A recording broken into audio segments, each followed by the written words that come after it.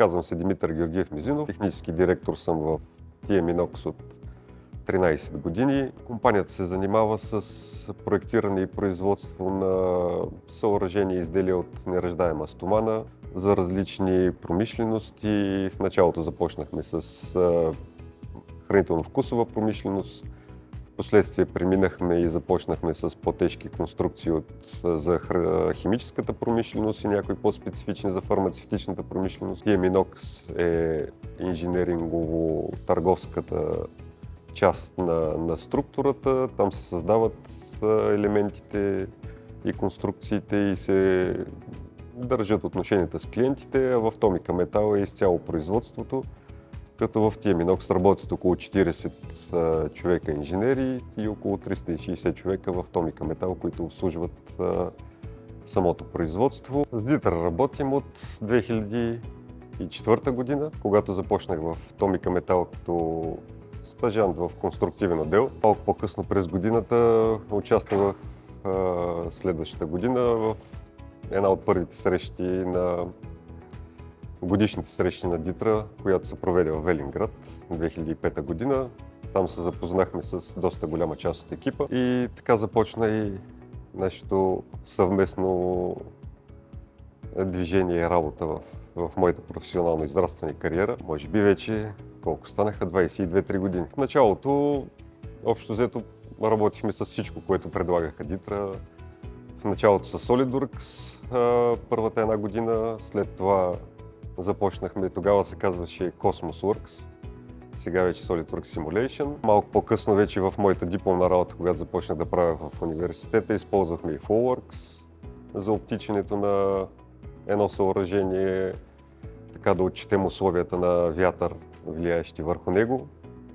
Впоследствие да ги прехвърлим в SolidWorks Simulation, за да видим какви напрежения се получават в конструкцията, да я оптимизираме малко, така че да получим конкурентен продукт. Как го използваме? От 2018 година започнахме да работим активно с PDM, направихме заедно един проект с колегите от Дитра за внедряването му. Така започнахме да трупаме една база данни в него с нашите разработки, които правят конструкторите в отдела. Създадахме си база данни, която използваме. Към нея има разработени готови технологии. Конструкторите, когато започват да проектират, използват тези готови елементи, предварително създадени в тяхните конструкции и така намаляваме шансовете за грешка. Допълнение към това, всички нови машини, когато внедряваме в компанията, те си имат специфични изисквания към самите конструкции да бъдат малко променени. И там вместо да създаваме примерно дълги инструкции, които да караме хората да учат, пък да спазват, след това да ги наказваме, защото не ги спазват, създадохме няколко параметрични модела, в които са заложени всички изисквания, така че машината да успее да работи по начина, по който трябва да работи, заедно с някои нови стандарти, които също изискват настройки и така конструктора е съсредоточен в самото конструиране и създаване на моделите, а не в това да следва някакви инструкции и насоки. От време на време, понеже ми е така, как да кажа, носталгично, правя по някоя конструктивна документация, за да видя процедурите и начина на работа, които пишем ние, как това се възприема от колегите и доколко се възприема, понеже ние гледаме от една гледна точка, те виждат нещата от друга. Така успявам да донастроя някои от нещата и да попълним някои липси, които липсват в начина на работа. Също с някои симулация по-така сложна, нещо по-новичко, когато има да правим.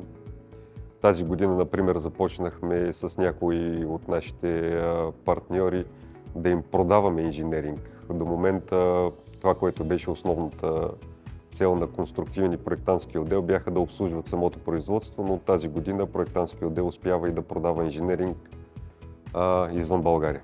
Най-големият плюс на работата с Дитра, как да кажа, доверие. Винаги когато се сета за Дитра и когато има да правим нещо, първата дума, която ми изниква е доверието. Много неща сме направили през тях, като дори и малки проекти от сорта на разгъването на един конус с изместен център ексцентричен до PDM проекти и внедряване на нови машини с CamWorks също. Но във всеки един такъв проект, в който сме участвали с тях, не съм имал никакво съмнение, че ще постигнем крайния резултат, който сме си насочили и съм сигурен, че се доверяваме на правилните хора.